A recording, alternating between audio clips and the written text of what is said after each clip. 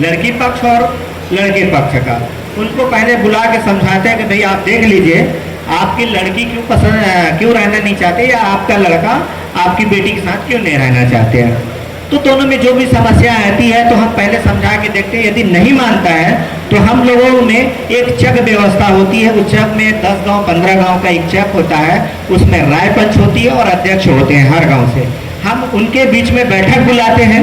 उस बैठक को बुलाने के बाद दोनों पक्ष को समझाते हैं कि आप होता है मन मुटाव, एक दूसरे से रहिए। यदि फिर भी नहीं मानते हैं तो उसका एक होता है हम लोगों का महासभा। महासभा में लगभग 300-400 गांव होती है। 300-400 गांव का राय पंच आता है, एक एक आदमी, और उस महासभा का जो अध्यक्ष का निर्णय फाइनल होता है। अगर अध्यक्ष हमारा कह दिया कि आप दोनों को एक साथ रहना है तो आपको रहना पड़ेगा। यदि दोनों के में ये हो गया कि आपसी राजीनामा हुआ कि भाई आप लोग नहीं रहना चाहते, तो हमारा एक लिखा पढ़ी होता है सबके बीच में, उसमें कोई दंड नहीं होता है हमारे में। आप अलग हो रहे, कोई दंड का प्रावधान ही नहीं है हमारे में, एकदम राजीनामा। हाँ, हम दोनों रहना नहीं चाहते पूरा। अगर महासभा उसको फैसला दे दिया तो हम लोग उसमें सब जितने गए रहते चुपचाप साइन करके लड़की पक्ष लड़का पक्ष उसको मान्य कर लेते हैं। और कई लोग क्या होते हैं कि इसी जो न्याय व्यवस्था को लेके चैलेंज करते हैं। अंत में हमारा कोड भी कहता है कि यदि हमारा महासभा यदि दे दिया तो यदि कहीं आप लड़की पक्ष वाले भी हैं या लड़का पक्ष वाले एक दूसरे के ऊपर ब्लेम करेंगे तो अंत में कोर्ट यदि मांगता है कि महासभा में क्या डिसीजन हुआ, वो डिसीजन पे यदि आप दे देंगे तो जिसके फेवर में यदि डिसीजन रहता है उसी को कोर्ट भी मान्य कर देता है। ये हमारा व्यवस्था है। इसलिए और दूसरी चीज बता दूं कि जैसे गांव की गांव झगड़ा हो जाती है, कभी कभी आप सुने होंगे, पहले एक गांव दूसरे गांव में झगड़ा हो जाता है तो हम लोग क्या करते हैं, लाठी तब्बल लेके एक दूसरे पे मारने मिटते हैं। लेकिन हमारे जो जनजाति व्यवस्था में जो न्याय पद्धति उसमें अलग है। हम लोग क्या करते हैं कि दोनों गांव के मुखिया को बुलाते हैं। दोनों गांव के मुखिया को जैसे ये बैठा के समझाते हैं कि भाई लड़ाई क्यों हो रही है, कारण क्या है।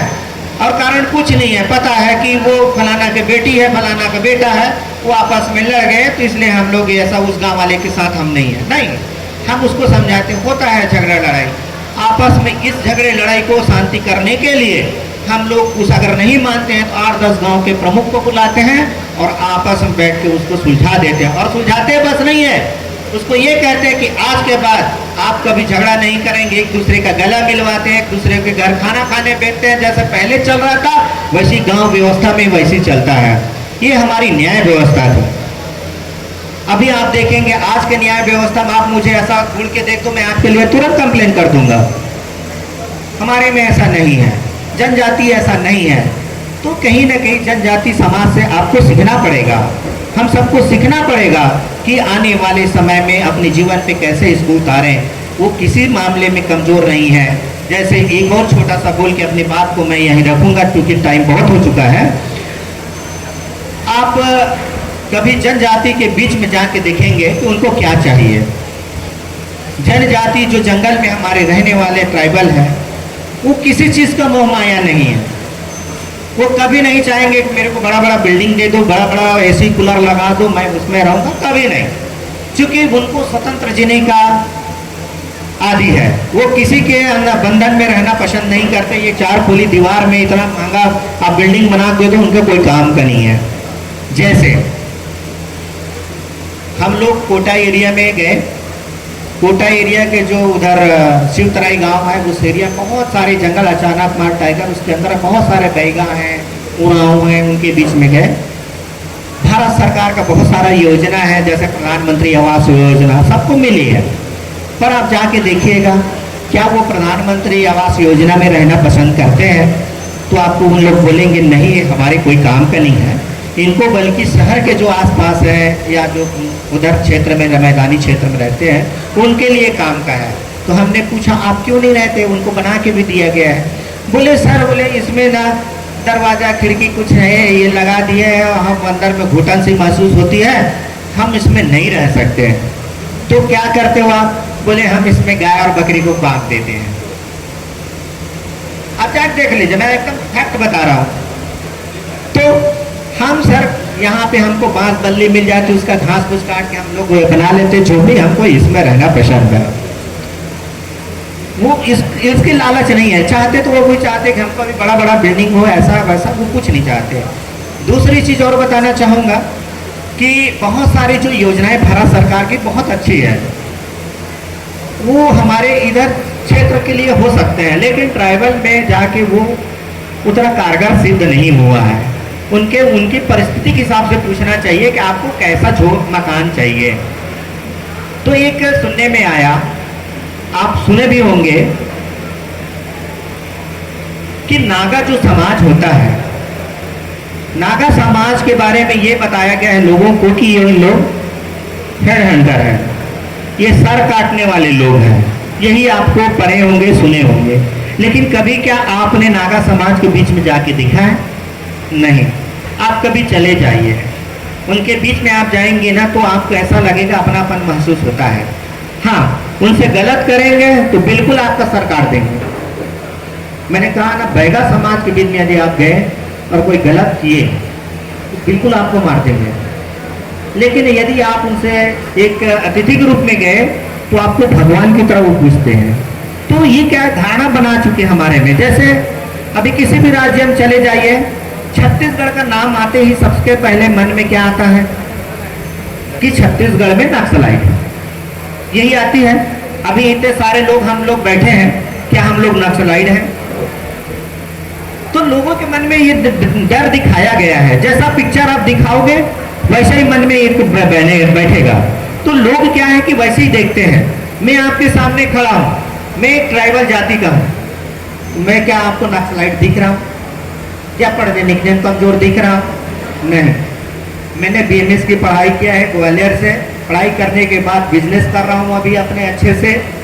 तो भाई मैं तो सबके बीच में हूं ना, आप लोगों के बीच में हूं, मैं तो नक्सलाइट कैसे हो सकता हूं? तो ये हमारे दिमाग में बैठाया गया। हम पढ़ने गए थे तो वहां भी वही चर्चा हो रहे थे। बोले यार तुम लोग तो नक्सलाइट हो। अरे बोले यार मैं क्या ऐसा नक्सलाइट कैसे होंगे भैया? वो दिखाया जैसा जाता है वैसे ही लोगों को मन में बैठाया जाता है। तो ये गलत चीजें हैं, हमको बताना है। जैसे हमारे नायक के बारे में आपने पिक्चर देखा, आप क्यों नहीं बताते कि ट्राइबल लोग पहले राजा थे, घोड़ा में चलते थे, ऐसा पोशाक था, ऐसा चल, ये क्यों नहीं दिखाए आप हमारे समाज को? आप दिखाए, क्या दिखाए? अर्धनग्न दिखाए, वो कपड़ा नहीं पहने थे भैया, पत्ते को लपेट के दिखाए।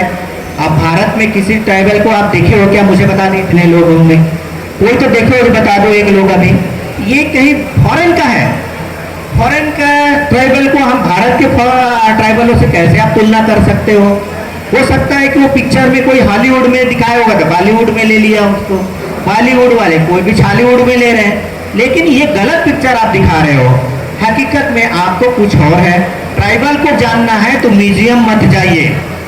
मैं आप लोगों को निवेदन कर रहा हूँ, यदि ट्राइबल को समझना है, उसकी कल्चर, धर्म, संस्कृति, उनकी भाषा बोली, उनकी जो इलाज पद्धति, वैज्ञानिक पद्धति को समझना है, तो आप म्यूजियम पे मत जाइए, उनकी जगह पे जाइए, आप जंगल पे जाइए और जितनी जनजाति हैं उनसे मिलिए। आपको पता चल जाएगा कि जनजाति लोग कितने विद्वान लोग थे। भले ठीक है आज शिक्षा में पीछे हो गए, लेकिन उनके अनुभव आपसे आगे है। मैं सच बोल रहा हूँ, आपसे आगे है अनुभव। वो जैसे कहे ना, हम लोग बोलते नहीं हैं, हम लोग सब जानते हैं, हम लोग बोलते नहीं हैं। कारण इसीलिए जो बोलते नहीं है उसको कोई मानते नहीं है।